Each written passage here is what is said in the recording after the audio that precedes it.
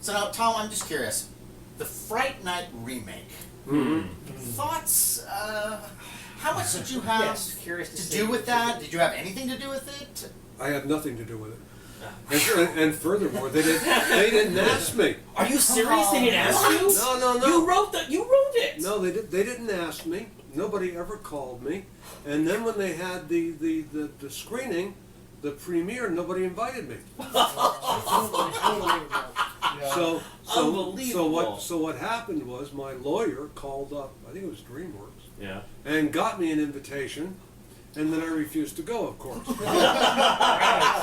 Fantastic. Tom, just so you know, Tom, you didn't miss much. Yeah.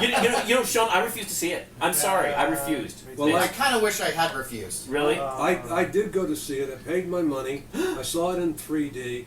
And I must tell you that on the level of professionalism, I thought everybody did an excellent job.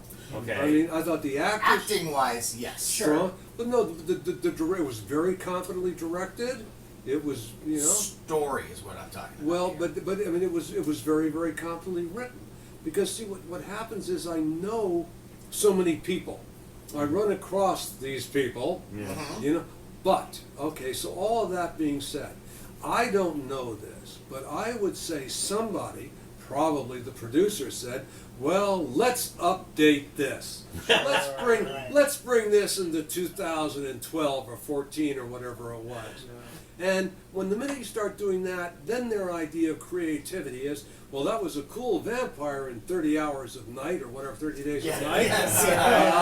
And that was a cool vampire that we saw in whatever, you know, Twilight. Yeah, you right, know? right. And I really liked, you know, so what you have, and then they turn to the poor writer and say, well, we'd like to get rid of that old-fashioned Jerry Dandridge, and we'd like to have a Stone Cold Killer, like 30 Days of Night, and, you know, and so, you know, and then it begins to shift.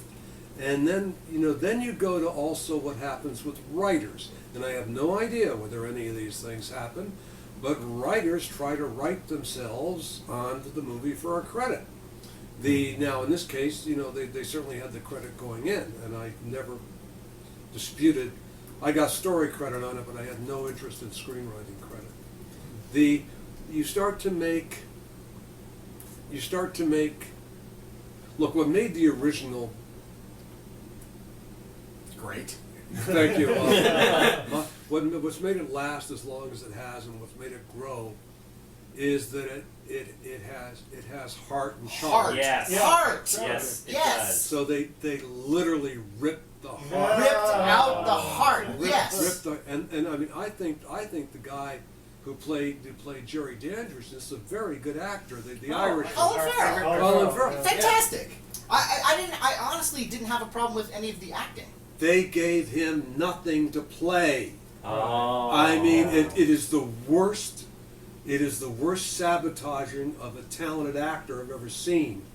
I mean, they just played him as a cold kill. They took all the charm away from him. Yes. They made him one. I mean, it was just horrible. I mean, like the little touches, like in the original, Chris Sarandon's always eating the apple and stuff That's like right. that. And like Oh, this a vampire that loves apples. Yes, but he also, you know, Amanda Beers was Nina Harker, reborn. Right, Yeah. right. And he had a reason to be in love with her. That's right. Remember there was the painting. That's Yeah, right. that's Right. right. And Right. also, doesn't he The say link to the past. doesn't he say to Charlie, "I'm going to give you a choice, something that I didn't have." That's right. And so it's Right. so it's like Matt. He didn't have a choice. So in a way, you can feel sympathetic towards That's right. him. Yes, you do. Right. And but you immediately feel sympathetic for him right off the bat because of the fact that he is charming, and he does actually kind of give Charlie some chances. Yeah. You kind of like Yeah. him. Yeah.